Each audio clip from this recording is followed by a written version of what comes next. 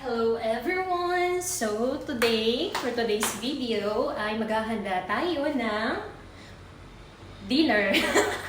Pagkain para kay Chekwa kasi may pasok pa siya. Right? Since day off ko naman, akong gagawa ng ulamin. So mag-gisa lang ako ng hipon tsaka gulay na din. At ang una kong gagawin, charot. At ang una kong gagawin ay hugasan muna ang mga gulay. Kasi, kailangan malinis siya.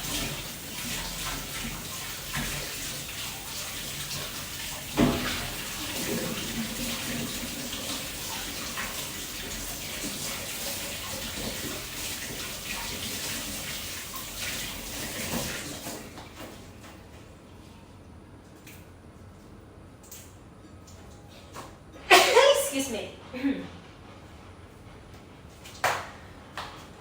At mamaya ipakita ko sa inyo paano mag-gisa. Which is, alam naman natin lahat, diba? So, ganito ako maghugas ng gulay. Dapat paisa-isa muna siyang hugasan.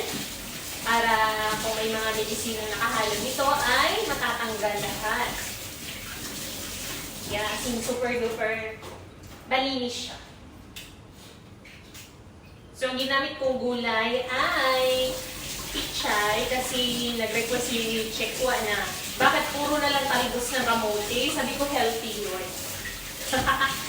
Naghanap siya ng ibang gulay kaya eto. Dahon naman ng pichay ang natin. Ihalo natin sa hipon.